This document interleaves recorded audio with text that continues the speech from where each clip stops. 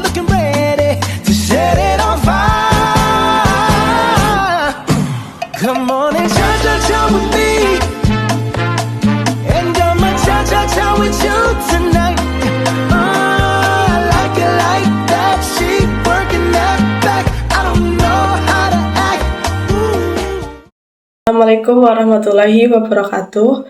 Perkenalkan, nama saya Putri Usatun Hasanah dengan NIM 2441104051175 dari kelas PGMID.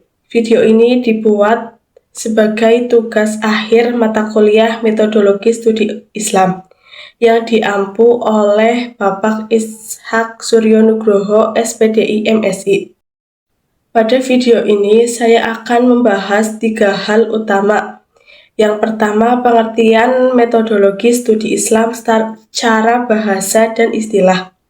Yang kedua, penjelasan mengenai 5 pondasi Islam, yaitu syahadat, sholat, puasa, zakat, dan haji, serta kedudukannya dalam kehidupan orang muslim. Yang ketiga, alasan mengapa manusia harus percaya kepada Tuhan dengan menggunakan dalil nakli dan akli. Yang pertama, pengertian metodologi. Secara bahasa, metodologi berasal dari bahasa Yunani, yaitu methods yang berarti cara atau jalan yang diampu untuk mencapai tujuan tertentu. Logos yang berarti ilmu atau pengetahuan. Dengan demikian, metodologi dapat diartikan sebagai ilmu yang membahas tentang cara-cara atau metode yang digunakan untuk memperoleh pengetahuan. Yang kedua, pengertian studi. Studi berarti kegiatan mempelajari, menelah, mengkaji, atau meneliti suatu objek secara sistematis untuk memperoleh pemahaman yang mendalam. Yang selanjutnya, pengertian Islam. Secara bahasa, Islam berasal dari kata aslama yang berarti berserah diri, tunduk, patuh, taat kepada Allah. Secara istilah, Islam adalah agama yang diturunkan Allah Subhanahu wa Ta'ala kepada Nabi Muhammad SAW sebagai pedoman hidup manusia untuk mencapai kebahagiaan dunia dan akhirat. Yang selanjutnya, pengertian metodologi studi Islam secara istilah. Metodologi studi Islam adalah ilmu yang mempelajari cara, pendekatan, metode, dan langkah-langkah yang digunakan untuk memahami ajaran Islam secara sistematis, objektif, dan ilmiah, berdasarkan sumber-sumber Islam. Sumber-sumber utama Islam yaitu yang pertama Al-Quran, hadis, ijma, qiyas. Melalui metodologi studi Islam, seseorang dapat memahami Islam secara lebih mendalam dan terhindar dari kesalahpahaman dalam menafsirkan ajaran agama. Yang selanjutnya, tujuan mempelajari metodologi studi Islam. Tujuan mempelajari metodologi studi Islam yaitu yang pertama memahami ajaran Islam yang benar. Yang kedua, mengetahui sumber ajaran Islam. Yang ketiga, mengembangkan pemikiran Islam yang rasional dan ilmiah. Yang keempat, menghindari kesalahpahaman memahami ajaran agama.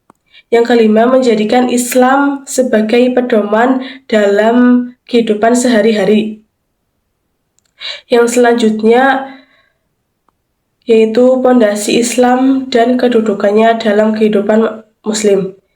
Islam dibangun atas 5 pondasi utama yang dikenal dengan rukun Islam. Hal ini berdasarkan hadis Rasulullah SAW. Islam dibangun atas 5 perkara: bersaksi bahwa tidak ada Tuhan selain Allah, Muhammad adalah utusan Allah, mendirikan sholat, menunaikan zakat, berpuasa Ramadan, dan menunaikan haji bagi yang mampu. Mari kita bahas satu persatu. Yang pertama, syahadat. Syahadat adalah pernyataan bahwa asyhadu alla ilaha illallah wa asyhadu anna Muhammadar Rasulullah, yang artinya bersaksi bahwa tiada Tuhan selain Allah, dan aku bersaksi bahwa Nabi Muhammad adalah utusan Allah. Syahadat merupakan pintu masuk seseorang ke dalam agama Islam, maka syahadat bukan hanya diucapkan dengan lisan tetapi juga diyakini dengan hati dan dibuktikan melalui perbuatan. Yang kedua, sholat. Sholat merupakan ibadah wajib yang dilaksanakan 5 kali sehari. Sholat berfungsi sebagai sarana komunikasi antara manusia dengan Allah. Manfaat sholat adalah mendekatkan diri kepada Allah, melatih kedisiplinan, menumbuhkan ketenangan jiwa, mencegah perbuatan keji dan mungkar. Karena itu, sholat disebut sebagai tiang agama. Yang ketiga, puasa.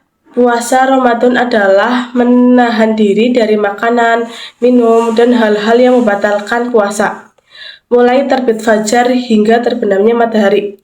Tujuan puasa adalah membentuk ketakwaan. Melalui puasa, seseorang belajar mengendalikan hawa nafsu, bersabar, disiplin, dan merasakan penderitaan orang yang kekurangan. Yang selanjutnya, zakat. Zakat adalah kewajiban mengeluarkan sebagian harta untuk diberikan kepada yang berhak menerimanya.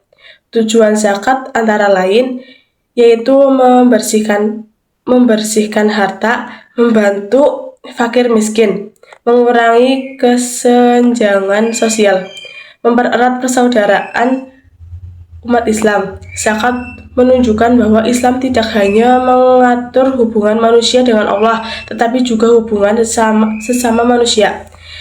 Yang selanjutnya, haji. Haji adalah ibadah yang dilakukan ke Baitullah di Makkah bagi umat Islam yang mampu secara fisik dan keamanan. Haji membangun nilai ketaatan kepada Allah, kesabaran, pengorbanan, persatuan umat Islam di seluruh dunia.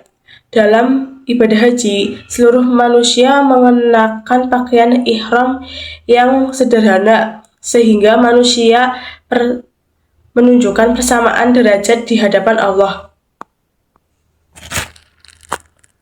Apakah seseorang masih dapat disebut Muslim jika salah satu pondasi tidak dipenuhi?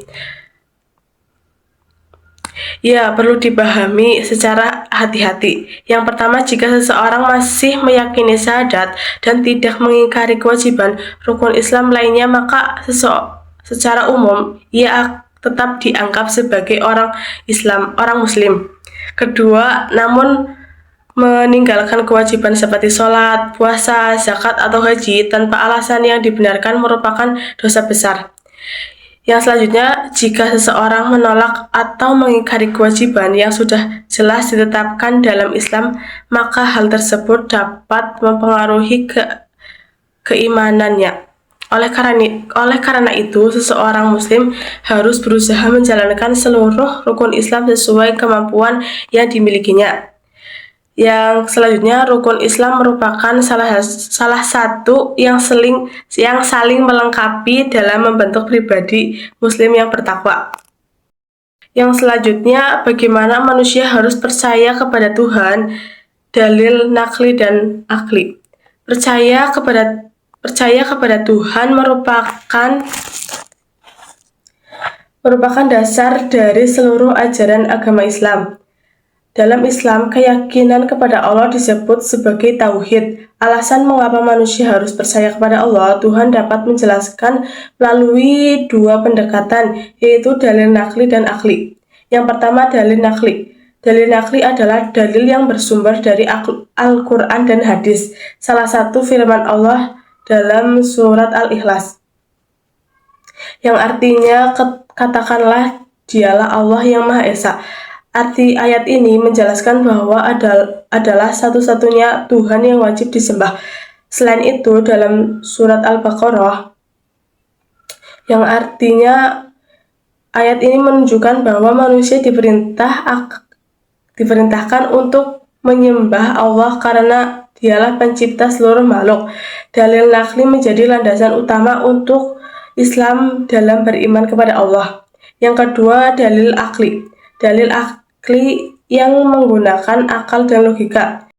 Yang pertama, alam semesta memiliki pencipta. Ketika kita melihat alam semesta yang begitu teratur, kita dapat menyimpulkan bahwa semua yang tidak mungkin terjadi secara kebetulan. Matahari terbit setiap hari, bulan beredar pada orbitnya, bumi berputar dengan keteraturan yang luar biasa. Semua keteraturan disebut menunjukkan adanya zat yang maha mengatur, yaitu Allah Subhanahu wa Ta'ala. Yang kedua, setiap ada ciptaan pasti ada pencipta. Misalnya kita menemukan sebuah telepon genggam, tentu kita yakin bahwa telepon tersebut dibuat oleh seseorang. Mustahil telepon itu muncul dengan sendirinya. Jika benda sederhana saja memiliki pembuat, maka alam semesta yang jauh lebih kompleks tentu memiliki pencipta.